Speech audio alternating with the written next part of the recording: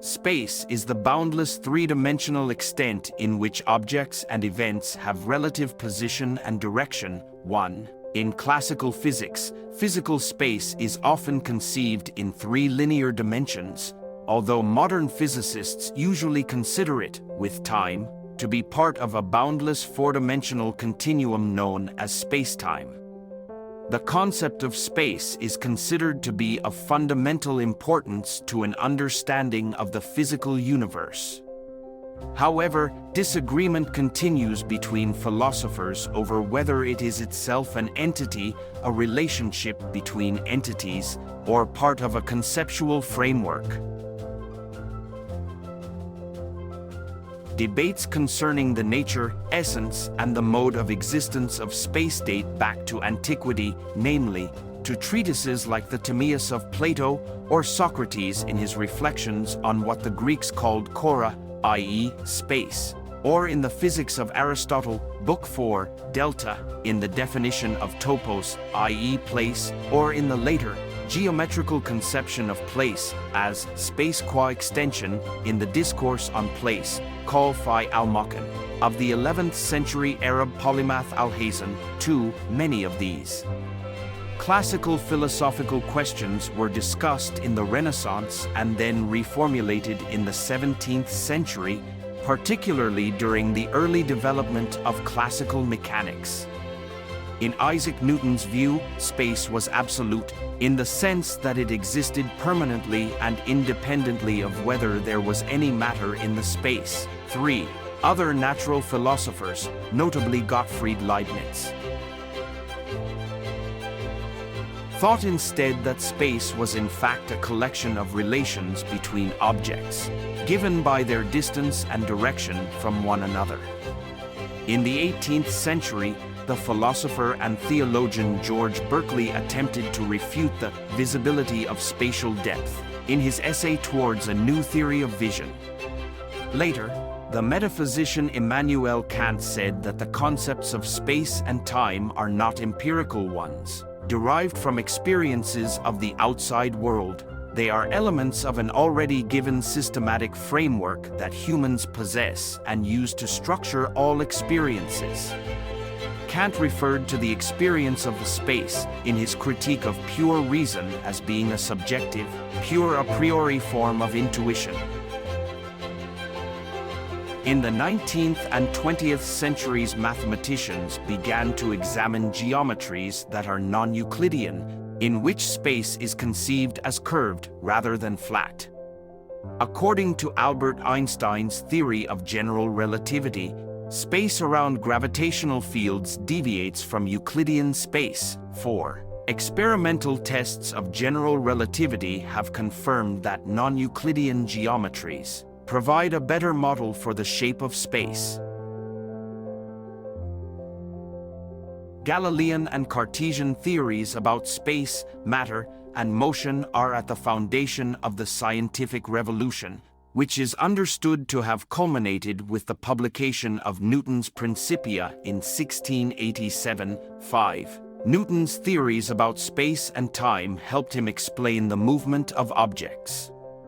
While his theory of space is considered the most influential in physics, it emerged from his predecessor's ideas about the same. 6. As one of the pioneers of modern science, Galileo revised the established Aristotelian and Ptolemaic ideas about a geocentric cosmos. He backed the Copernican theory that the universe was heliocentric, with a stationary sun at the center and the planets, including the Earth, revolving around the sun. If the Earth moved, the Aristotelian belief that its natural tendency was to remain at rest was in question. Galileo wanted to prove instead that the sun moved around its axis. That motion was as natural to an object as the state of rest. In other words, for Galileo, celestial bodies, including the Earth, were naturally inclined to move in circles. This view displaced another Aristotelian idea, that all objects gravitated towards their designated natural place of belonging.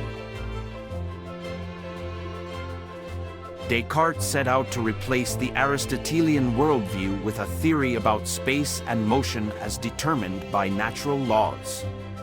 In other words, he sought a metaphysical foundation or a mechanical explanation for his theories about matter and motion.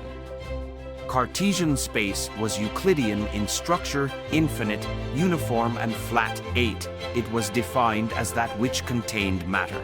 Conversely, matter by definition had a spatial extension so that there was no such thing as empty space. The Cartesian notion of space is closely linked to his theories about the nature of the body, mind, and matter. He is famously known for his cogito ergo sum, I think therefore I am, or the idea that we can only be certain of the fact that we can doubt, and therefore think and therefore exist. His theories belong to the rationalist tradition, which attributes knowledge about the world to our ability to think rather than to our experiences, as the empiricists believe. 9.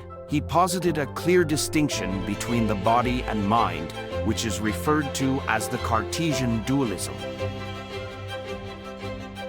Following Galileo and Descartes, during the 17th century the philosophy of space and time revolved around the ideas of Gottfried Leibniz, a German philosopher, mathematician, and Isaac Newton, who set out two opposing theories of what space is.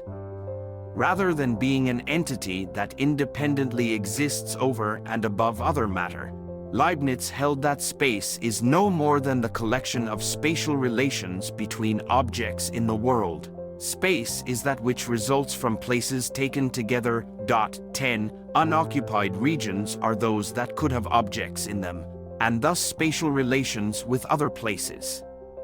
For Leibniz, then, space was an idealized abstraction from the relations between individual entities or their possible locations and therefore could not be continuous but must be discrete. As one of the pioneers of modern science, Galileo revised the established Aristotelian and Ptolemaic ideas about a geocentric cosmos. He backed the Copernican theory that the universe was heliocentric, with a stationary sun at the center and the planets, including the Earth, revolving around the sun. If the Earth moved, the Aristotelian belief that its natural tendency was to remain at rest was in question. Galileo wanted to prove instead that the sun moved around its axis. That motion was as natural to an object as the state of rest. In other words, for Galileo, celestial bodies, including the Earth, were naturally inclined to move in circles. This view displaced another Aristotelian idea, that all objects gravitated towards their designated natural place of belonging.